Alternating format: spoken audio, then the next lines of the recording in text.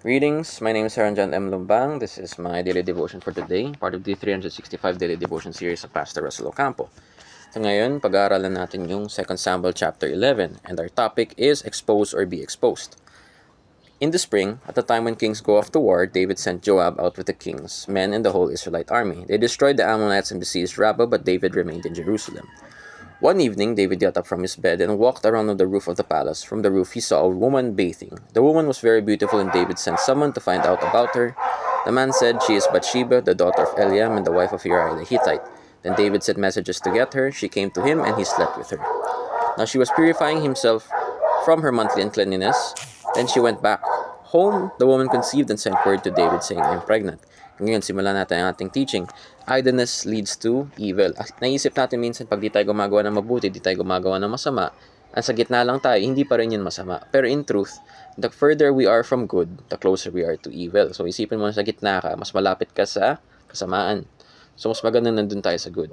In that sense as well, kung tutuloy natin, we have to be active in the works of God. We have to be active in the works of good in order to not stray into the works of evil. So, we have to be busy with good, with God's work, or we will be busy or in the works of evil and be further tempted by temptation. And as such, an idle mind becomes the playground of the devil. Kung naisip natin, pag tamad tayo, di ba? Or tinatamad tayo, nakahiga lang tayo sa bahay, kung saan natin wala tayong ginagawa. Eh, in that sense, kung wala kang ginagawa, lazing around, mali pa rin yun. Wala kang ginagawa, di porket wala kang ginagawa, wala ka nang ginagawang masama. So, sa buong araw na wala kang ginawa, wala kang natapos, wala kang na-achieve. Mali yun. We have to be active in the works of God, and we have to be active in our own lives, in work. So, 2. Sin gives birth to more sin. Alam natin yung story na to, where ginamit na ni David yung mata niya to sin, lust of the eyes. After nun, ginamit pa niya yung kapangyarihan niya, in-abuse niya yung power niya para makuha niya yung gusto niya, which is yung wife ni Uriah. Pagkatapos nun, ano pa yung ginawa niyang kasalanan? Tinry niyang pinagtakpan. Siyempre, pag pinagtatakpan mo isang kasalanan, kailangan mo magsinungaling. Ano yung paraan na ginawa niya pag sinungaling? Pinauwi niya si Uriah para magmukhang siya yung nag-conceive siya yung naging dahilan na ba't nagka-conceive sila ng anak. Then, boom! Next one. Since di niya ginawa yon, dinala niya sa frontline. Nag-set up siya ng paraan para mamatay siya sa gera. Para lang magmukhang, or para magmukhang okay lang yung ginawa niya. Si David na, namatay naman yun eh. Namatay naman yung asawa niya. It's not adultery. Yun yung kita mo parang sa simpleng kasalanan or sa isang kasalanan, nagbunga, nag-give birth, nag-give way to more sins. Kasi when you sin once, territory na yun eh. Palaki lang yun, palaki. So now, kaya another example is in life, pag nagsinungaling tayo, di ba? Example is when you lie, you have to lie again to other people. When you lie again to other people, kailangan magsinungaling ulit para ipagtakpan yung ginawa mong mali. So, eventually, mag-ano ka ng pangalan ng isang tao or pwede ka mag-name drop ng isang tao. Tanungin mo si ano. Hindi naman ako gumaganon eh. Oh, may nasama ka pang tao. Diba? Just to cover up your lie. Well, in the truth, in the end, ikaw talaga yung mali. Ikaw talaga yung masama. No? Moving on to our next topic. God likes exposing. Ito yung nagustuhan kong topic part kasi God is light nga, diba? Kasi kagaya na sabi ni Pastor Russell, God is light. In the light of God, walang matitira o walang makakasingit na kasalanan, walang makakasingit na kadiliman o kasamaan. In that sense, yung ginagawa nating mali, in the light of God, lalabas yan ang lalabas. It will be exposed by the light of God. So, God likes expose. Paano yung proof natin yun? The story of David exposed in the word of God mismo. No? Isipin mo, sobrang niyang kinatago yung affair niya yan. Siyempre, nakahiya yun. Not only to God, na parang nakahiya yun kasi, yung, di ba, a man after God's own heart, tapos nag-affair pa siya. Tapos, nakapatay pa siya. Yun, isipin mo yun. And it's laid bare for the world to see. Exposed. God loves expose. Magiging example ka. In that essence, David became an example of God's light to everyone in the world para magkaroon tayo ng aral in the sense na kahit si David, a man after God's own heart, nahuhulog siya sa temptation. So ano pa kaya tayo na hindi naman tayong active na makakuha tayo ng titulo kagaya ni David na we're after God's own heart. We're trying but we're not as great as David sa ganun. And si David, sobrang devoted niya pero nahulog pa rin siya sa kasalanan.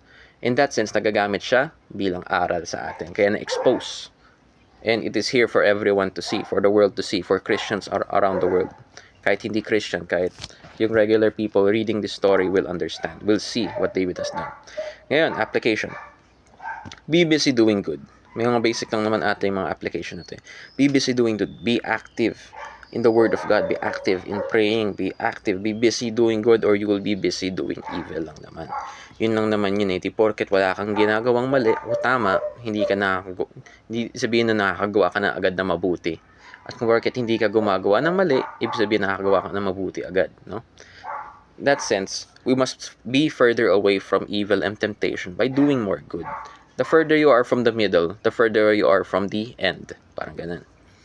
Moving on to the next application. Do not be a hypocrite.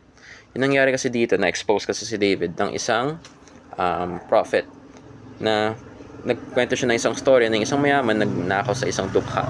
Si David naman sobrang affected na parang dapat yung mayaman na yun, ba't bayaran niya ng 4 times more. Yung sobrang severe yung pagtingin niya sa kasalanan ng iba, hindi niya nakikita yung kasalanan niya. Na because of that, sinabi na thou art him, you are the man na pinag-uusapan yun. Ikaw yung kinakwento ko na taong gumawa nun. Basically, the example of the parable, he is the man na pinag-uusapan niya. He is the example. So, makita natin na minsan yung mga kasalanan natin, sobrang affected tayo sa kasalanan ng iba. Pero in the end, tayo rin nagko-commit nun. We cannot be hypocrites to our own sin na magagalit tayo sa gumagawa ng ganong klaseng kasalanan. Pero tayo rin, we take part in it. So be aware of your own sins. Do not be a hypocrite na parang dapat severe yung kasalanan niya, pero yung sa'yo okay lang kasi may mga reasons ka. It's not your intention, hindi naman ganun, no. Be accountable.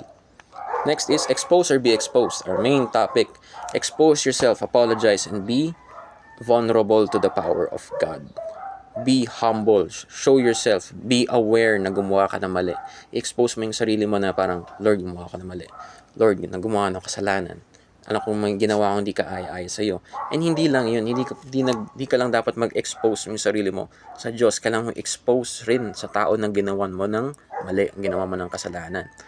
Para ma-expose mo na, you have to be cleanse yourself of your own sin para malaman ng parties na gumawa ka ng mali. Kasi or else it will grow bigger and bigger kung di pa nila alam na gumawa ka ng mali. Kasi pag pinagtakpan mo pa yan, lalaki lang yan ng lalaki.